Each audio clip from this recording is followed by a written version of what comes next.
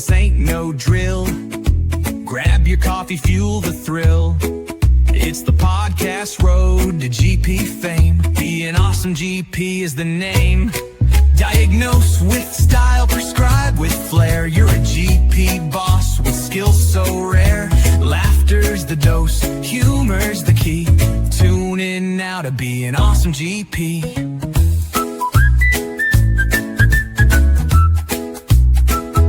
Hello and welcome to Be an Awesome GP. I am your host, Christopher Timms, and today we're joined by a true innovator in Australian general practice, Dr. Billy Stoupas.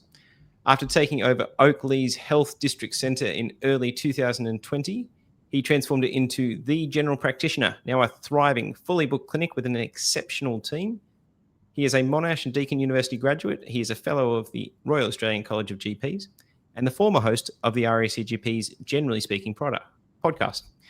You might recognise him from his appearances on Channel 7, Channel 9, ABC and in major newspapers.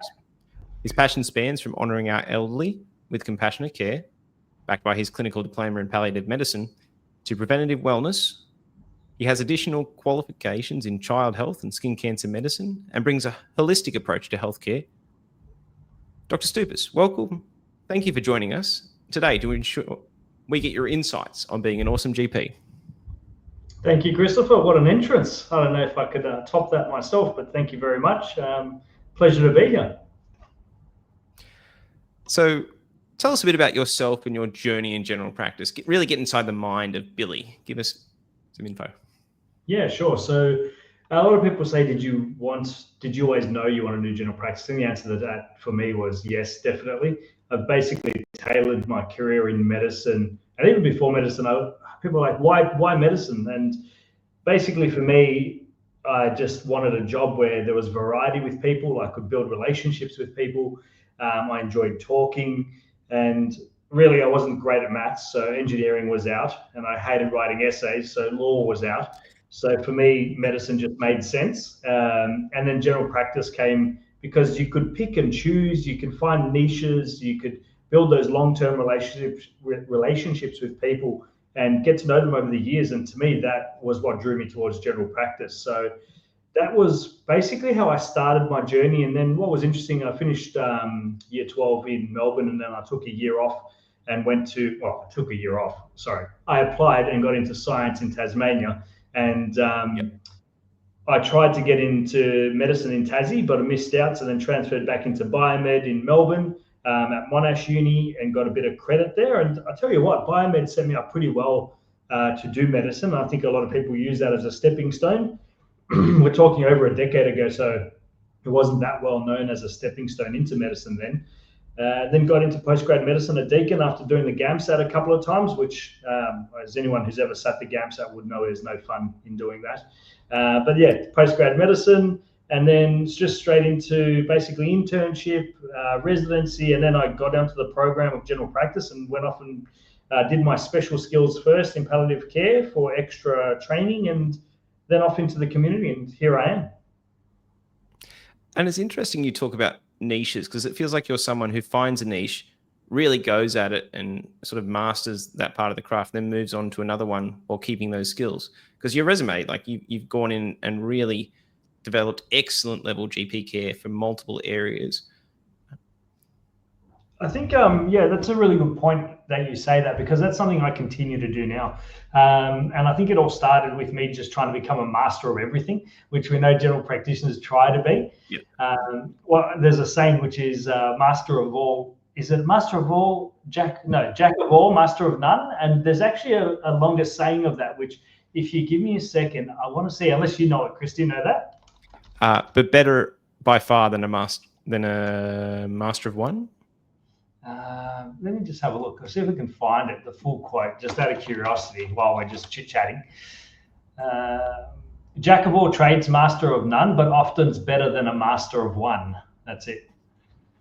But back to your question. So basically I wanted to build a niche and a practice where I just became really good with a lot of things. And what that made me find is communication as basically the foundation to all of that. So palliative care was how to communicate with families with bad news and end of life, kids communicating with the families, I did a bit of media through the Royal College of General Practitioners, and they did communication training with me. And as I was obviously building up my resume throughout medicine, I did a course on emotional cues and non-verbal cues. And I really enjoy a lot of things with communication. I think that's a foundation for us in medicine. I think a lot of people forget about the art of medicine. What I might do, Chris, I'll go back to the question, just because I feel like there was, I can answer that a little bit better. So yeah, in regards to the niches, it's really interesting. You say I pick a niche and move on. Like I learned to master that and move on. I completely agree. And I think the new one that I'm coming to now is about communication. And this podcast is very fitting. I've done a podcast previously. So at the moment, I'm just working on a whole range of different communication skills. I've learned the wellness space, but as you know, in medicine, you keep learning. There's always more evidence. There's a huge change constantly, and there's always an influx of information for us. And there's now, really interesting with AI, there's different tools of helping us digest the information, which I find really interesting as well. So there's a lot to chew over there. And I love that you're talking about AI, and we can probably dig into that a little. I think one of the things I really liked about you when I met you at the Future Leaders event was in a time where a lot of people are seeing clinics close down and are really struggling, you seem to be thriving, and you've got this energy to you that sort of energizes everyone in the room. And I really wanted to dig into how your mind works, I guess, for lack of a better word. Oh, thank you. I appreciate that. I don't really think of myself as doing that. I guess it's just maybe the energy, as you call it. But is there anything specifically you want to know? So in the sense of general practice and the business side of things? Yeah, let's talk about the business. And I'm all about principles on this show. And I want to know, what are the principles that sort of help you get through the day? General practice throws us many curveballs. You know, it's a changing, evolving situation legislatively and business-wise. What are the principles you fall back on when you're in a tough scenario or when you need to make decisions? Oh, interesting question. So I guess the principles to me is always to be an honest person and make honest and good judgments. Sometimes they're difficult to make, but they need to be made. And I think keeping on top of the latest information is really important. But at the end of the day, continue and always think about why you're doing what you're doing. So for me, it's always about delivering care to my patients the way that I would want my family to receive care, and to build a team around me that I can trust. So if I can do all of that, I'm quite happy to part away with a little bit of profit to keep that going. And I think that's where some practices or owners that different parts of their life find things really difficult, because at the end of the day, it is about the bottom line. But I'm a single owner. We'll have a fantastic team. We've got contractors that work with us. We're all like-minded. We enjoy being here. We spend a bit extra on our staff. People are happy. I think they're happy. That's the feedback I get. They all seem to be having a laugh, and we have a bit of banter around the office. It's going to be biased, obviously, because you're just interviewing me. But I think they're the principles I work on. Okay. I like that. I think that's a good insight into how you run a business, and perhaps how we can keep general practice viable as a business. I guess that sort of covers one of the third questions I was going to ask you, which is about how we sort of preserve GP-led practice ownership. I don't know if you want to cover anything else about that, or if you want to talk about some of your side projects and some of the things in communication that you're working on, or communication tips for those other GPs out there. Yeah, so I'll just take a step back and think about how we preserve GP-led ownership. And I think basically it's critical that we keep GPs running their own practices, because when decisions are made by people that may not be clinically led or clinically aware, the heart of general practice just goes. The relationship with patients gets lost, and that's the last thing we want, because at the end of the day, with more AI, with more information, the biggest comment I get from patients is, "We love coming to see you." And that's the thing that we can't replace with AI. It's that relationship, the feeling of going, "Hey, Chris, how's the family? You know, I remember you were doing this recently. How's your little one doing? I know they were starting school," for example. It's that little bit of extra insight. Look, AI might get to the point where the algorithms are amazing and they can hold those conversations, but I think people want that personal feel. And I think that's what a GP-led practice can do really well, compared to the old style corporate where it's about bottom line. GPs are in their room pumping out patients. It's all about seeing the quantity, whereas we're a lot more about quality.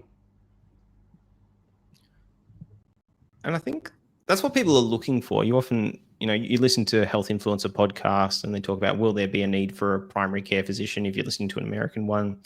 And I think part of what we offer is to be part of a tribe. And in the old days, it was a witch doctor maybe who was the medicinal provider for your tribe. But I find that the people are quite tribal about their practices sometimes. Not everyone, but people can get very attached to their practices and their practitioners, and they're often the biggest advocates.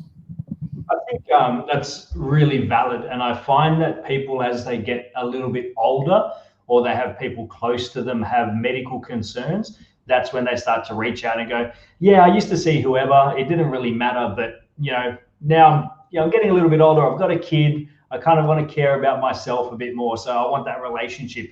And when I was starting here back in 2020, one of the most common questions I actually got was, you are staying, right?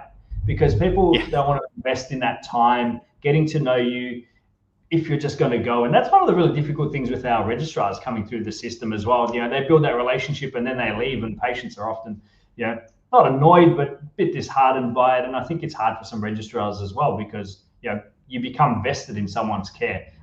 We're very altruistic. We want people to do well. We care about people. I think that's something I've noticed in doing GP supervision. I've had patients ask me weird questions. It's not until I really dug that they were trying to work out if I was leaving the practice. I had one who really wanted to know if I owned the practice, because they figured that was a way to be sure that I would sort of stick around. And they'll find all ways to sort of check it out. They'll sort of like, oh, are you married? Do you participate in the local clubs? It's very interesting. Absolutely. And yeah, I agree. They did the same with me. And once they found out that I own the business, they're like, oh, great. You're like not likely to go anywhere. And then it was funny. I started reducing my hours last year towards the end of the year, and currently doing 2 clinic days. And any of my patients that are listening are aware that I will increase those hours again. But the concern was, are you leaving? Are you going? Are you opening up another practice? What's happening? Why have you dropped your hours? There's a bit of angst about that. And we had to make that tough call and say, look, I'm going to close my books for the time being, because I don't want my regular patients to miss out. I completely understand. I could see more patients and make more money, but it's not about that. It's about delivering a quality of care. I think that's something I've been struggling with this year. I've noticed I dropped my hours because I'm a new dad. And a lot of my patients did think I was leaving. They thought, oh, are you still at the practice? And that's one of the struggles, I guess, of the modern dad or the modern GP who doesn't want to necessarily work 5 days a week. Yeah, and I think that's one thing a lot of people are noticing. Of the full-time GP that does 6 days a week is no longer. People just don't do that kind of hours. GP has really attracted the people that want to work-life balance or want to find a specialized niche. And I think that's something that you alluded to. I have got different areas. Like my week is broken up into clinic, into wellness, into aged care. So it really keeps me, I guess, grounded as well as balanced. And I get to spend time with the kids. I get to do school pickup, see my partner, and we'll go for lunch and see friends. So we try and do everything. As GPs, we're all overachievers in medicine, but we try and do what we can and find that right balance. Okay, so I usually like to ask people if they could fix one thing in healthcare, what would it be and what's their pitch? I know you've got your own projects, you're working on something for future leaders, but if there's one thing in healthcare that you could really fix, what would it be? I think the big thing that comes to mind would be about the fragmentation of care. I think there's a lot of patients that fall through cracks. I see lots of patients, most days, that because the systems don't talk to each other, the care is not integrated and things are missed, communication is missed. So if you think about it, we've got GPs referring, we've got hospitals, we've got specialists, we've got aged care, we've got NDIS. They're all kind of in their own silos and they don't really talk. If I could just magically fix that so we're all in the loop at all times, I think that would be amazing. I think that would be it. Well, those are wise words. Yeah. I think we will wrap it up there because we both have things to do. But it has been an absolute pleasure talking to you. And I look forward to seeing what you do in the future. You are an awesome GP. You have a great night. Thanks, Christopher. I appreciate it. Thanks for the time.